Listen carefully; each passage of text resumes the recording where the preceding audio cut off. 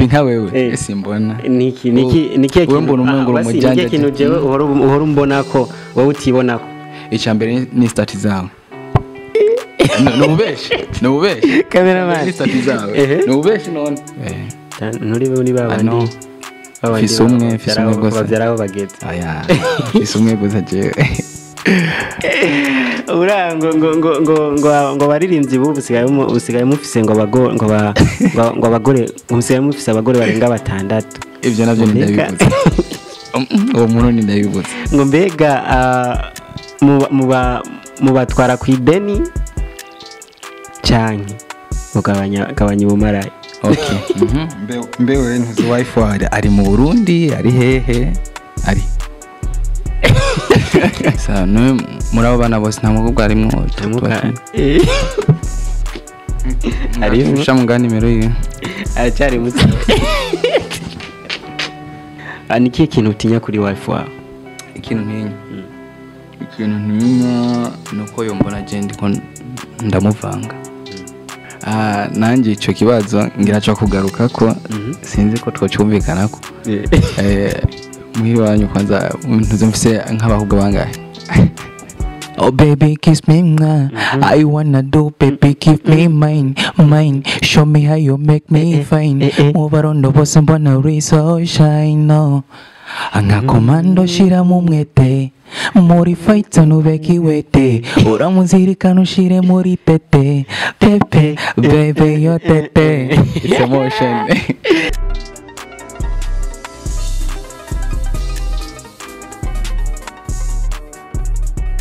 Another day, another blessing, everyone.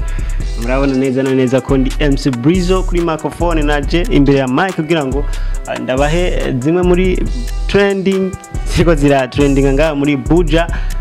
Reka mbanze rero ndabaramutse ndabipfuriza umunsi mwiza ndabipfuriza ibihe byiza canke mwiriwe hari abajyamye muri uno mwanya canke abavyutse ndababwira nti mubandanye mugiherwa n'ibiganiro bya FreeGTV kuri microphone ni je MC Blayzo behind camera ni wao ndi nyene igikoko the baddest the promoter MP the baddest uno musi rero urabona neza ko nakuzaniye umushitsi sine mushitsi imbere dusanzwe tumenyeranye sana vipi bro fresh bro umeze neza wa kabisa uko fresh again fresh to Mamelody iyo amazina bahuye nuko biba bimeze kuba turi fresh nyene turi cool bro bimeze gute none ndi fresh kabisa ndashima ubundi buzima gute none ubundi buzima turashima Imana byose ngushima uno musi turahuye utambaye bya bicene bya bishanete byawe ibintu byinshi sana mbe twahuye uri mu yihe mood mwasanze ndi ku kazi mwasanze ndi Blayzo ntimwasanze ndi Blayzo okay ubu rero ushatse kuvuga ko tuza kuyaga nka Blayzo atari Blayzo of course byose birashoboka okay ni Blayzo dusanzwe tumuzi nk'umuririmbyi dusanzwe tumuzi nk'umustilist yambika abaririmbyi canke yambika abantu bagiye batandukanye yakira umuntu wese yashatse kubegwa arashobora kondondera of course mbega ni gute ivyo bintu bikora uko ari bibiri kandi ukabikorera carimwe nka Blayzo ivyo bintu mbona umengo birasanzwe kubera kira kintu cyose kirafise uko kigabuye kubera kwanza kira kintu cyose nakazi kurimba nakazi no kwambika abantu nakazi dandaza nakazi uramaze gusoma ibijanye n'izina rya Blayzo hajya ngo Blayzo ngo bameze gute Blayzo ni umuntu ameze nkanje nyene atekereje nkariye nyene uratekereje sana numuntu kandi adafise ibintu by'ububeshi umuntu avuga ukuri cyane nka jewe nyene gusa sinzi nkawe sinzi kubera nawe umugabo sitakwizera wapi umugabo sitakwizera ega Blayzo usanga bari bamwe usanga bavuga bimwe usanga bameze kumwe usanga biyumvira kumwe wapi nka wewe simbona niki wewe mbona umengo umujyanje kintu jewe uhora umbona ko wowe utibonako icambere ni stati zawe nubeshi cameraman ni stati zawe nubeshi none simbeshi stati zawe bijya bintu shira ko umusiri kumwe n'uyu sinzi ko ari madame oya jema siko n'umwe gusa sinzi ko ari madame canke ari future wife katubyihote ni Blayzo tugende kwanza kuka akapira gato yeah akana keza ona akana keza oh baby kiss me I wanna do baby give me mine show me how you make me fine move around the boss and wanna raise so shine no anga komando shira mumwete muri fight nubeki wete uramuzirikana ushire muri pepe baby yo tete it's emotion yeah bro big up sana kwanza ku ndirimbo motion ndirimbo wakoze fresh ikoze neza kwa producer X Factor ikoze fresh iki kintu washimira X Factor kwanza X Factor ndamushimira cyane gose twakoranye neza kwanza cyambere na mbere twakoranye neza kandi ndiko ndakora indirimbo ya emotion yarambwiye bana bro iyi ndirimbo hayikora ni hit song ni hit akiri ko gusara kora beat yaravuze bro indirimbo ifise melody nziza sana ni hit yeah ukiyumvira ukiyandika wariyumviriye gukorana n'aba producer bagiye batandukanye cyane wavuze ati reka direct ngende kwa X Factor nariyumviriye n'aba producer batandukanye gusa indirimbo niyo itora umu producer wenyine indirimbo ya emotion nararavye namaze korana na benshi iki reka X Factor nawe nyene akoremo wararavye uvuga ati ndamaze korana n'aba producer benshi ariko reka X Factor nawe akoze mwaka nandakiyo kugira ngo ibintu bigende biryoshe bigende biri fresh acha ni bariki kwanza yes ni Blayzo asanzwe avuka mu ntara ya Makamba Nyanzaraki agiye kimwe mwarangize gutegura igiteramo na Pillow kirasiba mbega gute byagereye mwaci mu biheba byose canke ko buguriye ibiteramo murashobora gutegura ikindi giteramo baruguriye ibiteramo gusa sinovuga ko ari cyiza cyangwa ikibi turi mu kwezi kw'amafungo turindiye kwezi kw'amafungo guhere hama dutegura ibindi nawe urafunze cyane gose none kubera iki abaririmbyi nka bose usanga ari abamisirimu kubera abaririmbyi nka bose usanga ari abamisirimu sinzi gituma iyo bigiye niyo mujyi ati iyo bigiye niyo mujyi wapi no ugiye kuraba abaririmbyi bose tumaze gukorana na makino gihe ca Ramadan benshi batugira ko bafunze none bafunze mufunze ntimushobora kuduha twe tudafunze tukiri no si byiza kugira mucoresheje ngo nje ndafunze ati ndafunze rindira rero kwirayidi hagere siko sawa inyuma y'irayidi twitega iki kuri Blayzo canke inyuma y'indirimbo barana ko imaze umwanya utari muto twitega iki kuri Blayzo Mamelody shaka nsubira ikintu maze iminsi mvuga ya kuri Blayzo Mamelody inyuma y'irayidi ndafise EP shaka gusohora ndafise EP kandi turafise na concert turiko turategura Makamba Nyanzaraki ivyo ni ibintu bakwiye kwitega cyane gose bitege EP bitege na new video izo birimo indirimbo zingahe collabo zingahe kuba producer bande imbatari ba ikintu nashaka gusa kuvuga ni track list igizwe n'indirimbo zitanu hama bya collabo murinde isohoke kwanza track list hama musome izoba ariyo itanga inyishuro zose bakubwiye ati muri nk'ubu baciye bavuga hari umuntu yumvise yuko ugomba usohore EP akavuga ati okay ndashaka ko muri iyo EP ndakurihiremo track intuzenya isong imwe ishaka ucagure hagati ya Big Fizzo na Sabi wowe ucagura nde mwe babiri mu bisanzwe bose n'abantu je nemera kandi bose barakora neza ucagura umwe of course niho mpaye njanye je kubwiwanje nifuza gukorana na Fizo ndifuza gukora nawe na Sadbi ndifuza gukora nawe gusa uburyo kandi ngira novuga n'igihe kiragera rega uri kuranjana andi hantu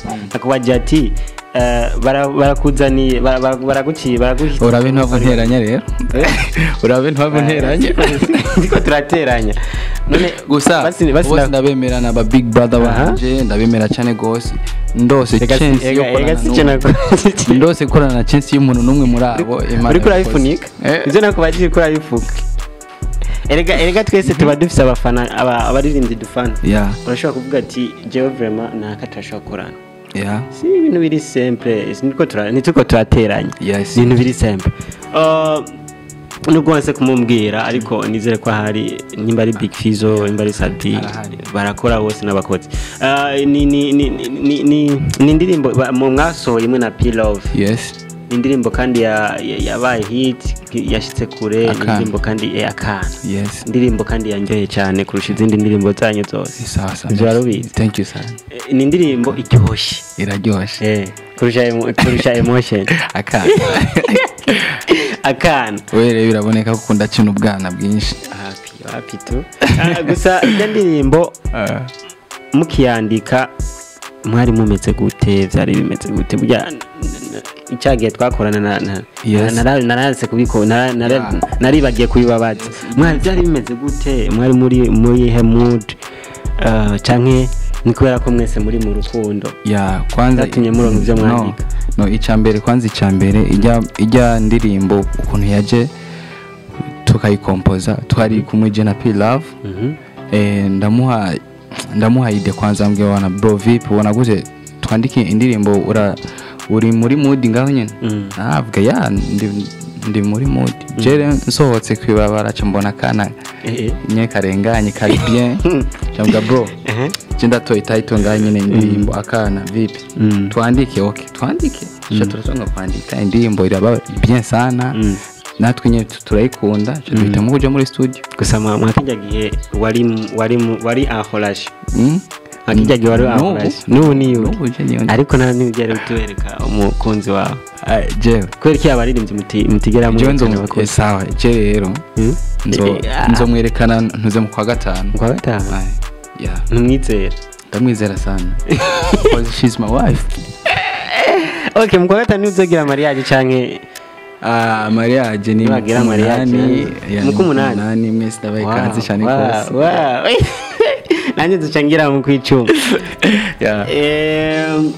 muratoye title muyita akana akana murayikoze irasohotse nizihe ntambamye magie murahura nazo bya bintu byabagoye mwijya ndirimbo naho dusubiye inyuma gusa hari ahantu ushaka gushika ibintu icambere kwanza tugisora ijya ndirimbo abantu benshi barayikunze cyane gose gusa ikintu cyatubabaje cyane gose nuko indirimbo yabaye hit mu masite hehe ahandi hose gusa kuri YouTube ntigeze ikora neza ngo twe twabishaka ico kintu cyaratubabaje sana gusa byose dushimira Imana uragaruka nawe ku ndirimbo Isara indirimbo y'ubumesha indirimbo yaje itoba yaje ikwereka ko uri umuntu afsetara umuririmbyi afsetara kandi umuririmbyi yubashwe cyane ku kaju kiwiwe ucuza na emotion yani genda fit emotion yani no fit emotion uje urabizi barivuze ngo ku master ngo murangirane nawe cyibona ijya ndirimbo yagutwaye uburyo bungana gute byagenze gute kugira ngo ize iryoshye ufite akanovera nkaye uburyo sinovuga ko ari uburyo kubera ni talent kandi nije nandise nta muntu yigeze anyandikira nari kuvuga uburyo ari umuntu yigeze nko kunyandikira gusa uburyo bwangiye ni muri studio gusa studio na murazi beyazo twari twiseze ko turonka video mugabo cyuduha video lyrics why byagenze gute ni ikihe kintu cyagoranye no Timone mufise amahera mufise yani nta kibazo cy'amahera mufise wayi hasohotse lyrics kandi twiteze ko hasohoka video official icyo kintu abantu benshi barakunda cyane kukimbaza kubera ikindi indirimbo nk'iyi sohoka video lyrics ikintu je nkunda gusa kubabwira ni kimwe muri ipi navuze ko mfise indirimbo nyinshi cyane gose ni indirimbo zitanu kandi muri izo ndirimbo zitanu zose je ndazemera urumva muri izo ndirimbo zitanu harimo video ya emotion no emotion iri out ubu ni muri in EP iri out ya hama muri iyo EP sinovuga ngo emotion ndayikore video kira ndirimbo yiwanje yose isohotse ibane na video murazi ko na uburyo butoroshye cyane gose gusa Timone na kibazo cy'amahera mufise no ivyo we nivyo wimviriwe ivyo we nivyo wimviriwe gusa ya gusa ikibonetse turafashanya urumva ijya ni team isanzwe idufasha mu bintu vya life mu bintu vya music rero ntitwavuga ngo irafisa amahera ngo murengera gusumba izindi lebo gusumba za Bantu Boy gusumba za WSB namwe murazi ko no muri WSB audio sohoka rero why kubera ki muri mtimane audio tosohoka kweri izina ryo mu irasohoka hati izina ryo mu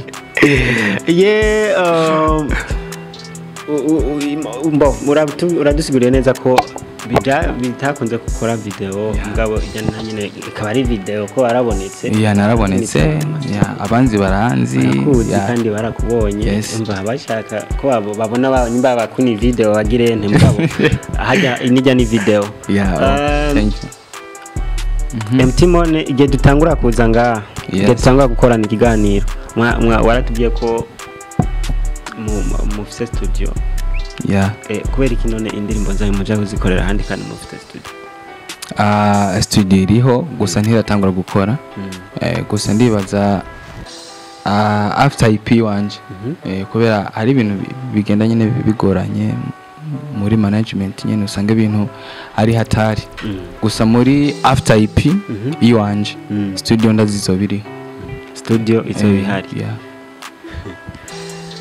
Ninda Ndasohora abakorera indirimbo Love arabizi cyangwa mwe unawo usanzwe ubizi ku no hagati yanje na Love nta muntu azi production gusa bariho azora dukorera gusa ricari banga kubera na studio bado ntiturerekana ahantu iri ntituratanga location gusa iriho atari banga iyo EP zo bayitwa gute EP ini paracetamol EP cameraman paracetamol EP urumva ni bidonge nyene abantu bigwariye bagiye kuronka emotion romantic akana urumva ko amataito hari indi ya mbere hariho za ceceka nyinshi cyane ariko uri kurumviza amataito yawe ni namataito nyene azukundi ku romantic of course yani ntituramenya Blayzo wariwe ahengamiye Blayzo basigurira abafana cyangwa abakunzi ba Free TV basigurire Blayzo ahantu je ndiko ndagerageza kuviza ni ngaha ahantu ndiko ndagerageza kuviza mu kwandika okay mu kwandika je ndabijya bintu kwanza biriho ku bantu benshi kandi bikundwa n'abantu benshi cyane gose urumva abantu bubu kenshi na kenshi cyane gose abantu bubu basigaye bari muri sector y'urukundo ndabesha none subesha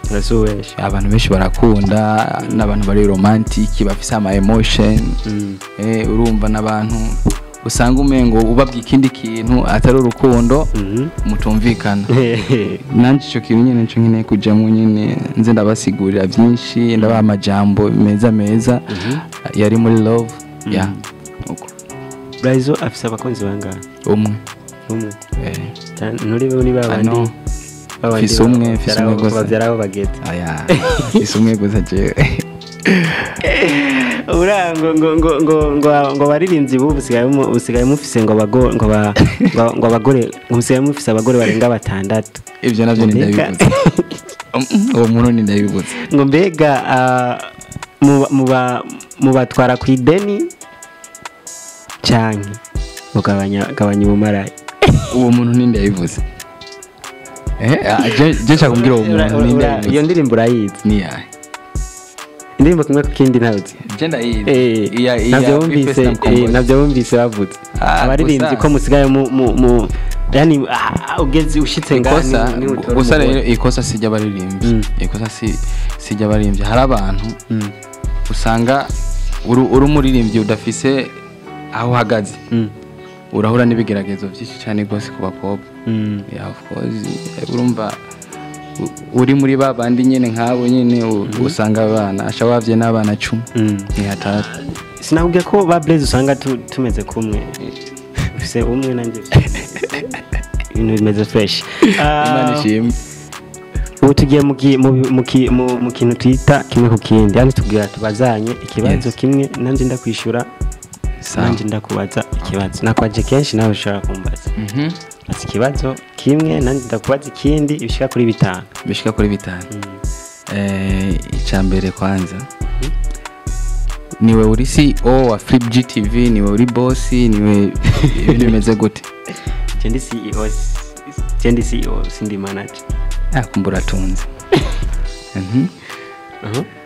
Ica kabiri. Inge nanje ndakubaza. Inge ndakubaza. Ega ni kimwe ku kindi. Sawa. Wewe je ndakubaza urambaza nanje ndakubaza. Mbaza rero. Iyi telefone yawe wayiguza ngahe? Telefone yawe wayiguza ngahe? Iyi telefone? Iyi telefone ni kado. Iyi telefone ni kado y'umuntu yambaye. Ndegwaye. Ni umuntu nyene. Ya. Sawa. Mbaza nawe. Okay. Mbewe ntuzi wifi ari mu Burundi, ari hehe? Ari.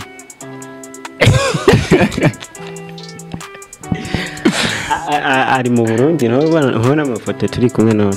Ari mu Burundi. Okay. Blayzo afite imyaka ingahe? Afite imyaka 23. Sawa, mbaza nawe.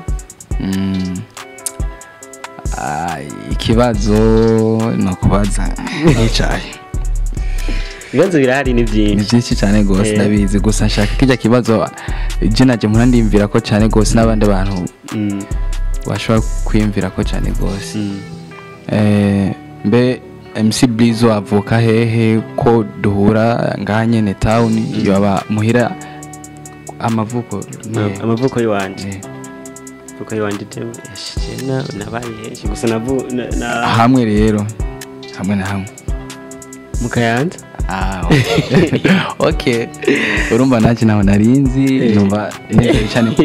Wewe warunzi mvuka Makamba Nyanzarake nawe sinaenda kuzi. Okay.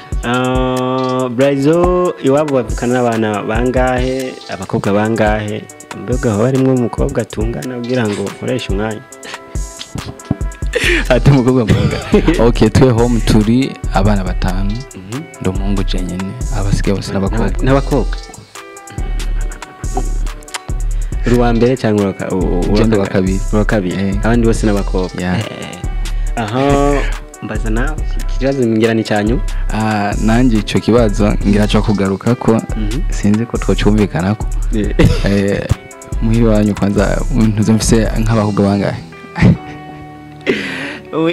Muhiri wacu tuvukana turi abana batanu. Babiri umwe tuvukana kuri mama tuvukana turi babiri. Ni jewe n'undi petit frère. Kuri papa naho urumva bisiba ko afite undi mugore. Tuvukana turi 3. Na jewe ni 3 na jewe agira 4. Sa no muri abo bana bose nta mukobwa arimo. Ari ushamugana nimero ye. Aracyari muto. Okay. Mureke cyari muto. Ndagundi mushikanje avukana wapi wife yava nkubita. Kumura mutiye sana. nikihe kintu utinya kuri wife wawe? ikintu ntinya nuko yombona je ndiko ndamuvanga. Awe urera sana kabisa sana. Mweshimwe atekereje nka jewe. Bakunzi ba FG TV reka tuse nk'abarangiza kino kiganiro ariko mwakoze kudukurikirana akajambo kanyuma rero cyangwa akantu ubabwira kugira ngo akajambo kanyuma ni kakandi nyine mpora ndababwira miss yose. Ndacafise akazi, ndacafise project nyinshi cyane gose, ndakeneye support ikuze sana, ndakeneye support nanje ndibone nko mu bandi. Support nayo si yindi ni kuja ku ma channel yanje, ama platforms yanje, ma Boom Play, Spotify, YouTube cyane mukanshigikira. Hama umuntu wese yoba ashaka kunshigikira arashobora kunsanga kuri Instagram ni Blayzo Mamelody tukavugana nawe. Anyway nararangiza ikiganiro ibikorwa byawe biko biraduga cyane. Nabaye abantu woshimira cyane bagufasha ibikorwa byawe. Abantu ko ndashimira cyane gose ni CEO wa MT Man Travis. Nkashimira cyane gose n'umuntu yitanga mu kumufasha ariwe GDKL. Respect sana. Hama ntibagiye n'abafanzi bose nyene bose bajya batera ama commentaire ama like nini ama share cyane gose aho bari hose. Respect sana. Ikibazo nuko nanje bagiye kunshimira abakunzi ba FG TV reka tugeze ngaha ko cyari kiganiro kiryoshe. Ama nawe thank you. Nari kumubaza mfite byinshi twovugana mugabo kubera ko twe dukoresha umwanya kandi tujana n'umwanya reka tuvuge duti urakoze kudukurikirana kandi merci sana kuba waduhaye kano kanya. Thank you. Urakoze cyane ndagushimiye nubwo nanje utashimiye mugabo ntacyo bitwaye. Wewe ikiwe nzoza kugushimira ko nzoza gutora basi mushika umutore. Karibu kwe abi basi uwa kabiri iwanje uwa kabiri. Sawa.